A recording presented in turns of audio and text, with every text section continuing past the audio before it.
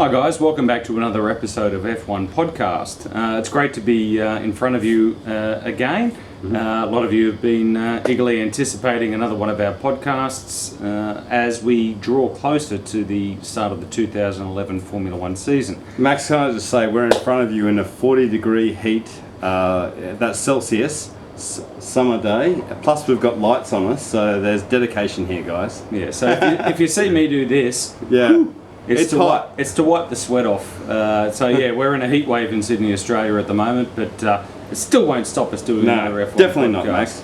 not, Max. Pat, mate, I've been up in Brisbane for the last couple of weeks, so we haven't been able to do a podcast while I've been away. I've been a couple of 100 kilometres away from you.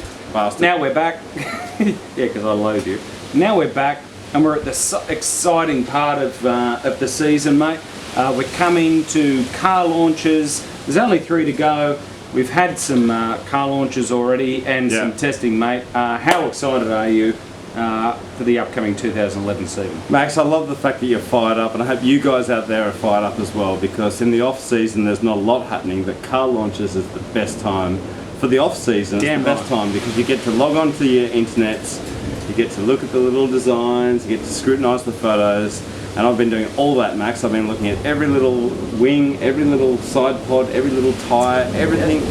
Looking at all the car launches, mate. It's a great time, and I always love every year just seeing the new technical changes. You know, a lot of people aren't into the technical stuff, but I love it, mate. They're mental. Great. You're mental. If you're not into the technical changes, you're mental. Yeah, and you've heard it here. And mate, most of the cars this year, most of the time I've been saying evolution.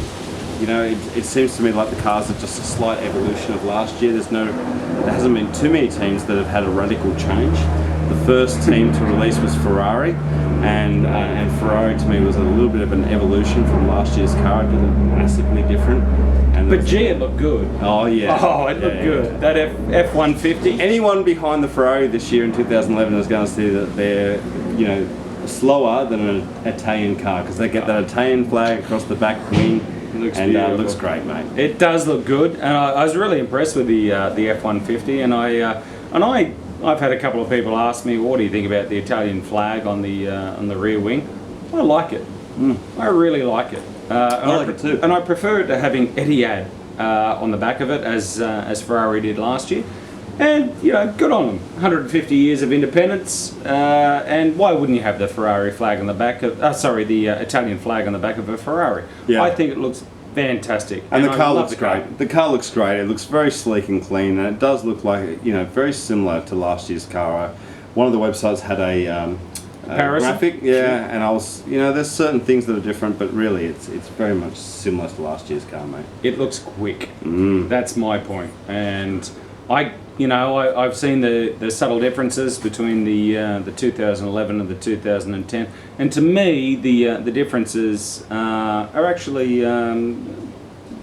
dramatic. For those of us that are into the changes in F1 cars and all that sort of thing, yes, it looks kind of similar to last year's, but there are some changes, and I think what they've done is great.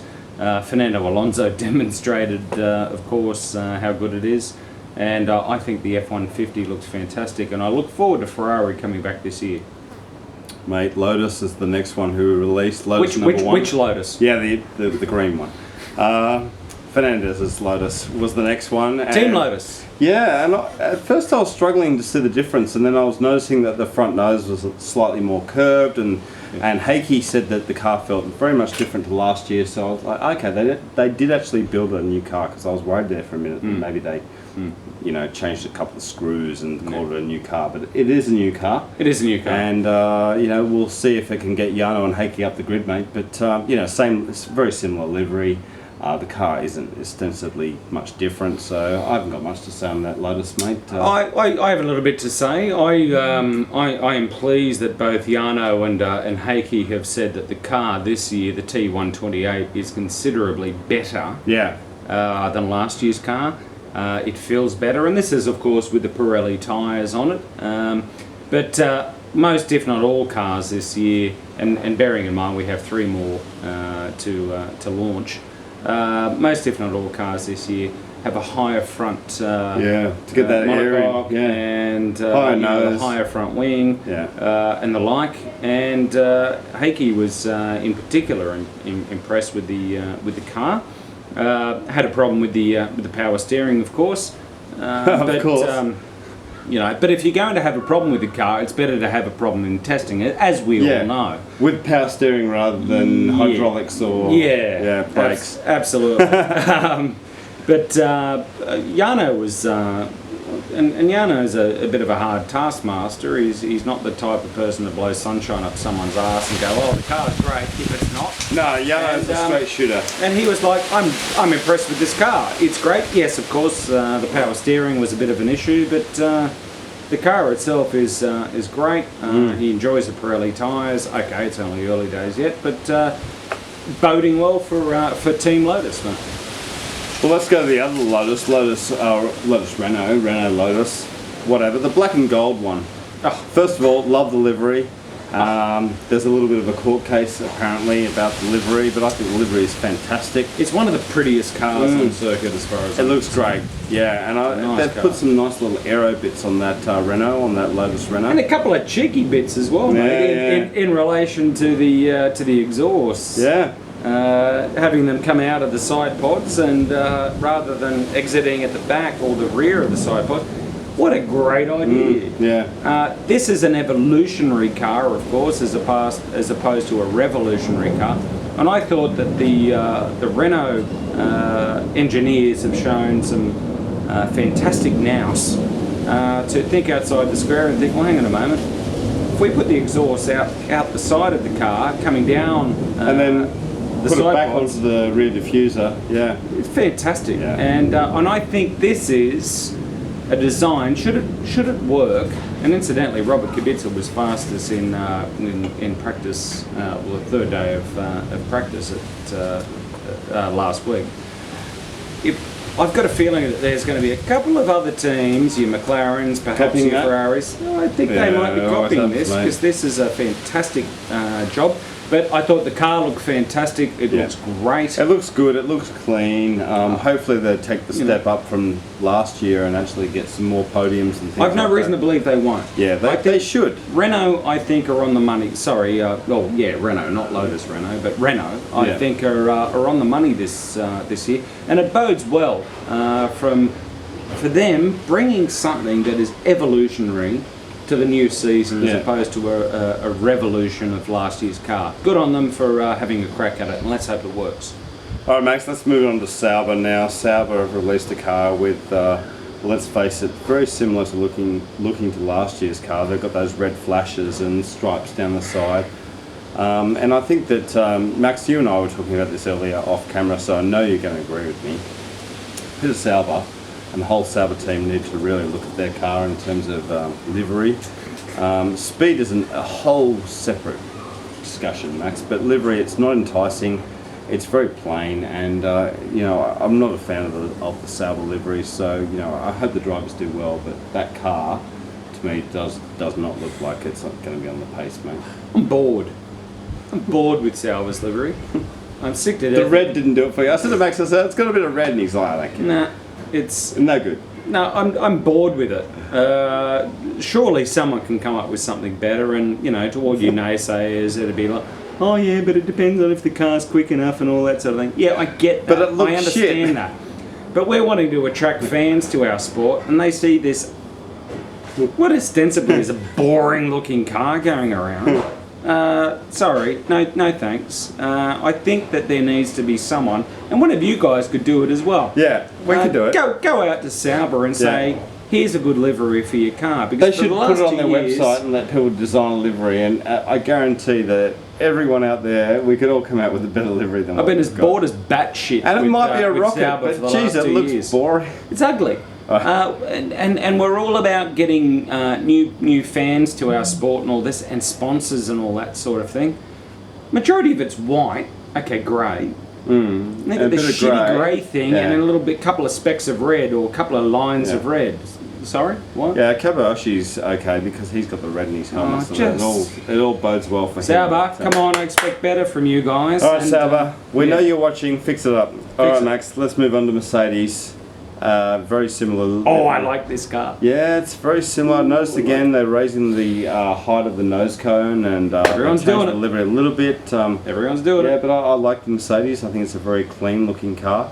And I think it's very typical, except for the McLaren, which we'll talk about in a minute, where you've just sort of created some very clean lines. It looks very nice, Max. I like it. Mate, I like it as well. I think they've done a wonderful job looking at the side pods and the work around the rear end in particular. I like that. Yes, you're quite right. It's pretty much the standard raising the front, which is what everyone has done this year primarily. Yeah. And I will assume that the last three teams that will launch this year will do exactly the same Get thing. that air under the car. Yeah. It's a pretty looking car. And more importantly, Michael's happy with the car, as is Nico, and even more importantly, Ross Brawn has come out and said this car is so far removed from the 2010 Challenger as not to be funny, and it had to be. That's important. I mean, it simply had to be. Yeah. Nico last year wiped Michael without any shadow of a doubt, and we all get that. Michael, it was his first year back in Formula One. This year for me, for mine, and for most Formula One fans, this is the clincher of the year to see whether or not Michael, because he's got 2 more years left on his contract at Mercedes GP. This to me is the year that Michael really needs to turn around and show us why he came back to Formula One. And he will. Do you believe he's got the car to do it? Yes. Yes, he has, and yes, he will. Okay. I think Mercedes are going to take the step up this year and be regular podium. I'm not calling race wins yet. We'll see, but I think they're going to be a regular podium. And I think you're right, Max. It's the year for Michael to say this is why I came out of retirement. I didn't come out of retirement to support another driver. I came out to win races. I came out to be on podiums and hopefully win the World Championship. And it's make or break, mate. Because after this year, he's only got 1 more year left, and you can't talk about long-term plans and we're building up. It's like, well, you have to win races now, otherwise you're not going to win. You're not going to win anything. My argument for this year with Michael Schumacher is if he doesn't finish ahead of Nico Rosberg, he should basically turn around and walk away from the sport. I agree. He's had a year to get back into the swing of things. This is the no bullshit year this year. Yeah. You're both starting on new Pirelli tyres. Yeah. You're both coming back with Kers. You've had a year in the team each. You both had to deal with a chassis last year that wasn't developed properly. Correct.